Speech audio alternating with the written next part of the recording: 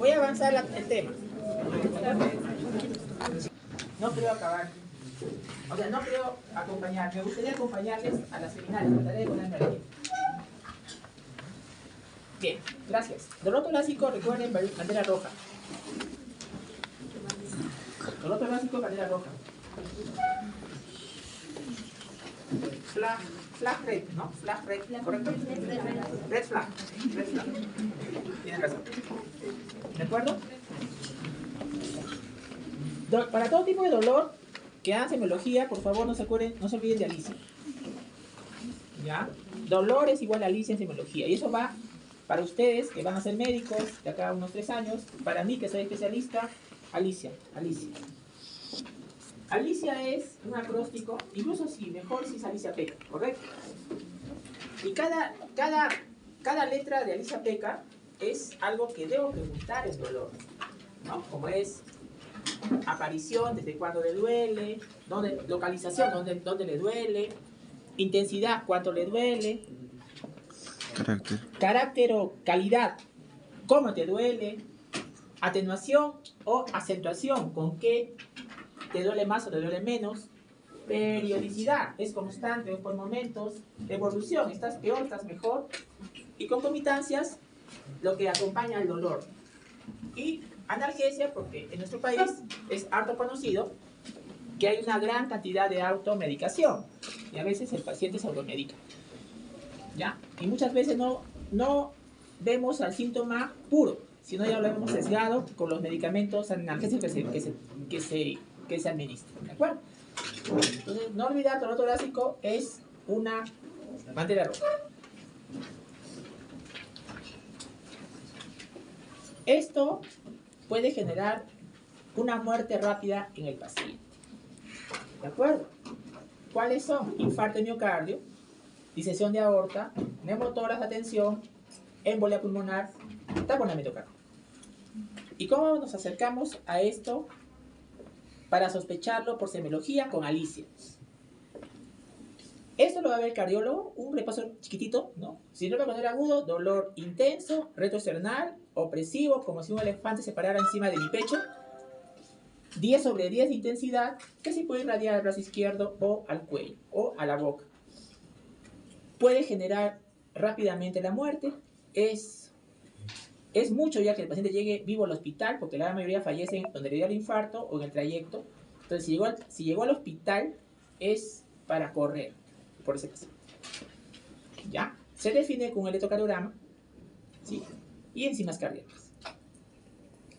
Entonces, no olvidar, esto sí es importante, ¿no? Esto sí va parcial, porque es importante, ¿no? Si el dolor de pecho es agudo, intenso, 3 opciones. 3. Primera opción, lo que acabo de decir. También por frecuencia. Segunda opción, neumotórax. Tercera opción, embolia pulmonar. Estas 3, por frecuencia. ¿De acuerdo? No olvidar ese punto también. Disección de aorta. Disección de aorta, dolor torácico. Intenso, intensísimo. Como si fuera un dolor de muelas en el pecho. Como si fuera un taladro. Tanto ese dolor que ese paciente se desvanece. Llega en síncope. Si ustedes van a ser emergenciólogos, emergenciólogas, y el paciente viene en síncope de emergencia, una causa de síncope, lo deben saber como emergenciólogos, es disección de aorta. Si el paciente viene consciente, te va a decir cómo le duele. A veces ni va a poder hablar. Está hipotenso, taquicardia. Alta mortalidad. ¿Cómo lo sospechas? Obviamente, si viene así el paciente, lo primero que piensas es infarto de miocardio. Pero en el EKG está normal. No hay infarto de miocardio. Entonces, en imágenes ves un mediastino ensanchado mayormente, ¿no? Eso te hace sospechar. ¿Lo puedes definir en nuestra ciudad Cusco? Por supuesto que lo puedes definir con resonancia, tomografía o ecocardio.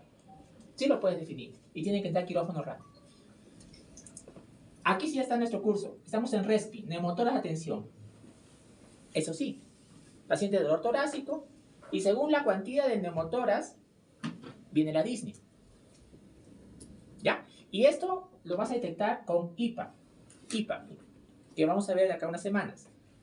Incluso en Argentina dice la triada de neumotórax, que es timpanismo, es disminución vesicular y disminución de vibración vocal. Esto y las triadas, tengan mucho cuidado. Es lo que tú debes buscar. Pero a veces el paciente viene ya desvanecido, inconsciente. Ya no te va a decir, 33. Pero sabes que debes buscar timpanismo, percusivo, debes disminución vesicular en la auscultación y la vibración vocal disminuida, pues si está desmayado ya no puede. Pero ya te hace sospechar. Entonces, tenemos dos atención, lo sospechas y, por supuesto, con una imagen radiográfica o una ecografía lo defines. ¿Ya? Embolia pulmonar. Uy, esto sí requiere alta sospecha clínica. ¿Y cómo lo voy a sospechar? Dolor torácico súbito, ya te dije.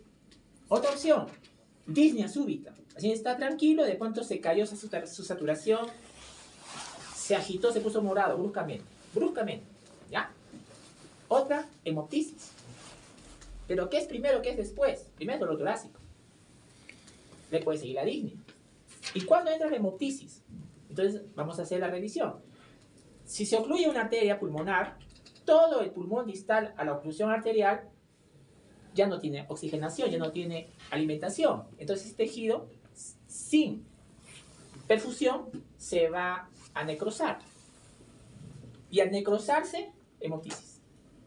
O sea, en otras palabras, en una embolia pulmonar, la hemoptisis es producto de la necrosis del tejido pulmonar que ya no tiene irrigación. Entonces, primero es la obstrucción vascular, luego es el infarto del pulmón y luego es la necrosis. Cuando está en necrosis, hemoptisis. Por eso deben recordar que la triada semiológica de embolia pulmonar es dolor torácico, disnea y hemoptisis. ¿Cuántos pacientes vemos con embolia pulmonar? Vemos frecuentemente. Y tienen estas tres, ¿no? Mayormente tienen dolor torácico. Otros tienen dolor torácico y disnea. Y los pocos tienen hemoptisis, porque ya avanzó. Ya se infartó. Ojo, embolia pulmonar, y luego se infarta el pulmón, y luego se necrosa, y luego hemoptisis. Entonces, embolia pulmonar. No confundir. Una cosa es la triada semiológica de embolia pulmonar, lo acabo de decir. Y los tres síntomas son bandera roja. Dolor torácico, bandera roja. Disnea, bandera roja. Hemoptisis, bandera roja. Y otra cosa es la triada de Virchow, ¿no? Ese bicho debe estar contento, ¿no? En el paraíso. Porque ha pasado más de 100 años, jóvenes, futuros médicos. Ha pasado más de 100 años y seguimos mencionando a Virchow. Es un gran desafío para todos nosotros, para ustedes, para nosotros, tener conceptos y que ese concepto perdure en el tiempo. Miren, imagínense, triada de Virchow hasta ahora, en el 2023, seguimos mencionando triada de Virchow, ¿no? Es un desafío para todos nosotros tener conceptos que duren en el tiempo. ¿De acuerdo? La triada de Virchow, ¿qué dice? 3. ¿Y esa triada para qué lo debo saber? Porque esa triada es la que genera la trombosis, la que produce trombosis. ¿Cuáles son? Primero, éstasis venosa. ¿Qué es eso? Si un paciente se encama, entra a una cama y está 4 días al menos encamado, ya empieza a correr la éstasis venosa. Parte de la triada de Virchow. Entonces, un paciente que tiene que internarse y se encama, al 4.º día tiene riesgo de hacer trombosis por la triada de Virchow. La segunda, lesión endotelial. El endotelio es un órgano. Si predomina la vasoconstricción o la vasodilatación, ese endotelio es trombogénico. Entonces va a ser trombosis. Y la tercera se llama trombofilia o hipercoagulabilidad, que es un desequilibrio. Nuestra coagulación está regida, por un lado, por los factores procoagulantes, que son los factores de coagulación que ustedes han revisado en en fisiología hematológica, estoy seguro. Los factores procoagulantes de la cascada de la coagulación, factor 1, 2, 3, 4, 5, hasta el 13, 14. Y los factores anticoagulantes, tenemos nosotros en el cuerpo factores que evitan que la sangre se coagule. ¿Cuáles son? La proteína C, la proteína C, la nitroamina 3 y el factor tisular. Estos están en un equilibrio. Entonces, ¿cuándo hay trombofilia o hipercoagulabilidad? Cuando o bien aumentan los procoagulantes o bien disminuyen los anticoagulantes. Un ejemplo. Y eso no es un secreto. Si una señorita, una persona, desea planificar su familia y toma anticonceptivos orales, ¿no? O la ampolla para cuidarse, si ustedes revisan la letra pequeña de Vademecum, ese anticonceptivo oral puede disminuir la proteína C, la proteína S, que son anticoagulantes. Entonces, al bajar los anticoagulantes, los procoagulantes dominan. Entonces, esa persona que usa anticonceptivos orales debe saber de que hay un riesgo chiquito de tromboembolismo, ¿no? De trombosis venosas. Entonces, pero así como hay por medicamentos, también puede ser por una neoplasia o también puede ser por algo inherente. O sea, la persona nació con un factor anticoagulante disminuido, una proteína S disminuida, entonces esa persona tiene riesgo de trombosis, ¿no? Entonces, ¿cómo se llama eso? Hipercoagulabilidad o trombofilia. Entonces, al final, Virchow nos recuerda en su triada que esas tres, en cualquier combinación, al paciente lo predispone a trombosis. ¿De acuerdo? Taponamiento cardíaco es cuando se junta dentro del pericardio líquido. Se produce líquido, derrame pericárdico. Y ese derrame pericárdico, al final, es la cantidad tal que al corazón ya no le permite bombear adecuadamente, ¿no? Y se puede reconocer un taponamiento cardíaco por una triada, ¿no? Que es la triada pulso paradójico. ¿Qué es pulso paradójico? Es cuando le tomas el pulso al paciente y cuando el paciente toma aire, se deprime la onda de pulso. O sea, el paciente, señor, tome aire. Y el pulso que estás palpando se deprime, se desaparece. Pulso paradójico. El signo de Kussmaul. ¿Qué es el signo de Kussmaul? En el cuello, ves la vena yugular externa, le dice al paciente, señor, tome aire. Lo que debe pasar es que se colapse la vena. Pero en el signo de Kussmaul, la vena en lugar de colapsarse se ingurgita más. Kussmaul. Entonces, Kussmaul es importante. La triada del taponamiento cardíaco es pulso paradójico, es hipotensión y un corazón quieto, que lo puedes detectar en fluoroscopía, ¿ya? Entonces, miren, estos tres, ¿y cómo te viene semiológicamente taponamiento cardíaco? Te viene con disnea, ¿no? Te viene con el pulso paradójico, te viene con el Kussmaul que acabo de decir. Semiológicamente, el dolor torácico, ¿no? Puede deberse a un dolor de la pleura parietal, ¿no? O puede ser también de una víscera. Hay territorios de inervación, ¿no? Para reconocer la irradiación. No se olviden la importancia de la irradiación del dolor torácico. Algunos irradian al brazo izquierdo, algunos torásicos irradian al cuello, otros irradian al abdomen, ¿no? Por ejemplo, ¿no? Esto puede pasar, nos ha pasado. El paciente viene con su ecografía, en la cual hay cálculos en la vesícula, pero él tiene tos, ¿no? Y le escuchas crepitantes en la base del emitórax derecho. Está diaforético, está con fiebre, pero tiene una cálculo en la vesícula, ¿sí? Pero le tocas el punto de Murphy y está negativo, ¿no? Y le preguntas si tiene dispepsia grasas, nada. Entonces el paciente tiene una condensación exudativa de base derecha y puede tener, ¿no? Un dolor en el hipocondrio derecho, pero no, en otras palabras, la vesícula en ese momento es inocente. O sea, está ahí, pero no le genero el problema, sino el contexto es de una condición exudativa. Tiene tos, tiene fiebre, tiene diaforesis, tiene crepitantes. Y la vesícula, con la pierna, ahí está, pues, pero no es el responsable del internamiento. Hay que tratar la condición exudativa. Bueno, eso sí yo no lo he visto, pero sí está reportado que una condición exudativa se puede irradiar a la fosa ilíaca derecha, ¿no? Y tener un síndrome de fosa ilíaca derecha. Por eso les recuerdo a los jóvenes, futuros médicos, que debemos evaluar bien al paciente. Tenemos que preguntarle y repreguntarle y estar seguros del contexto, ¿ya? Una mediastinitis se puede irradiar, según el Wenceslaus, hacia el cuello el dolor, ¿no? Irradiación de mediastinitis al cuello. Ustedes saben, la inervación nociceptiva, ¿no? Se recoge por la asta posterior del miembro espinal y sube hacia el tálamo, hacia la corteza sensorio-sensitiva. Y lleva información de regiones de dolor. Ya, esto está muy denso. Se ha puesto en esta tabla de acá. Disculpen. Perdón.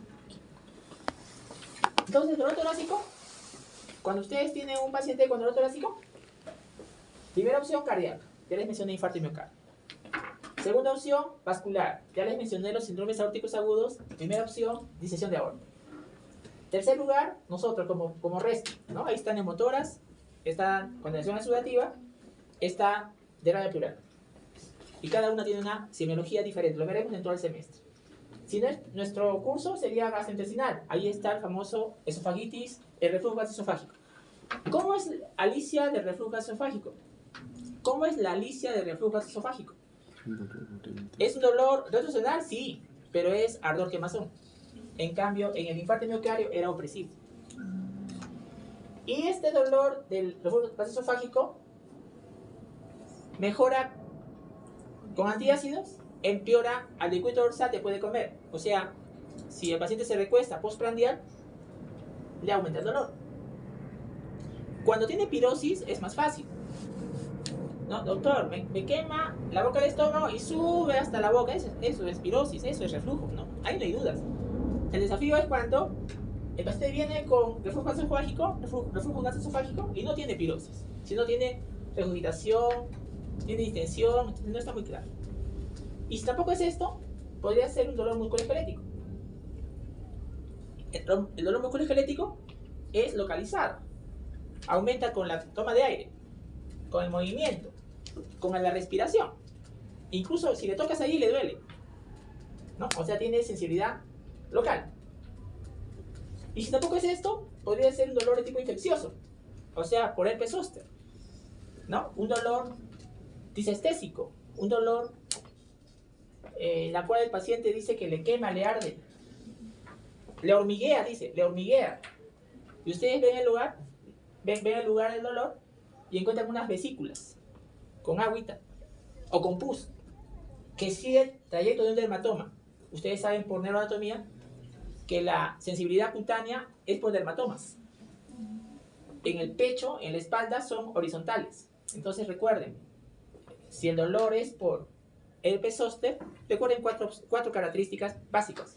Primero, vesícula, que puede ser con agüita transparente o con pus. Segundo, las vesículas están siguiendo un trayecto dermatómico. Tercero, el dolor disestésico, hormigueo, quemazón, puntadas, pinchazos. Y cuarto, o está en el lado derecho o está en el lado izquierdo. Es raro encontrar herpes zóster en los dos lados.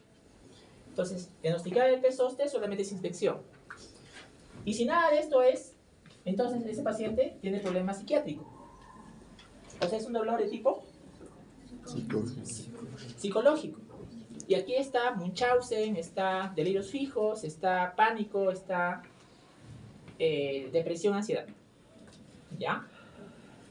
Miren, esto es semiología, es Alicia. ¿Ya? Por si acaso Munchausen es maltrato. ¿Ya? Maltrato. ¿Y cómo es la fisiopatología? Hay varias clasificaciones, hay varios fenotipos de dolor. Una clasificación para semiología, no es la única, es dolor visceral, dolor somático, dolor neuropático, dolor irradiado y dolor psicógeno. Y haciendo un engranaje, dolor visceral es de bordes difusos. Por ejemplo, un infarto de miocardio, seguro han revisado el NETER para anatomía. No sé si se acuerdan de ese viejito que sale de un bar después de comer una comida copiosa y se le cae el cigarro de la mano y se agarra el pecho así, ¿no? Porque cuando duele el pecho por un infarto de miocardio, duele todo el retroesternal, o sea, con toda la mano uno lo refiere porque es dolor difuso. Así es el infarto de miocardio, la disección de aorta. También la parte pulmonar es también visceral y gastrointestinal, o sea, estas cuatro son de dolor visceral. El dolor somático es localizado. El paciente algunas veces te dice con el dedo índice, doctor, aquí me duele, ¿no? Aquí me punta. Musculoesquelético es localizado, es somático. Dolor neuropático es por lesión del nervio, por este virus. Entonces es aquí. Herpes zóster infeccioso es dolor neuropático. Dolor irradiado, ya les mencioné, por el territorio de inervación, estos órganos tienen irradiación algunos. Ya les dije, el corazón, infartos, irradia el brazo izquierdo, ¿no? También les dije, también la condición exudativa se puede irradiar hacia el abdomen, ¿ya? Y gastrointestinal, el reflujo gastroesofágico, a veces se vale a pirosis hasta la cavidad oral, ¿no? Entonces, irradiado. Y finalmente el psicógeno, ¿no? El psicógeno. Entonces, el engranaje de la semiología Alicia con la fisiopatología.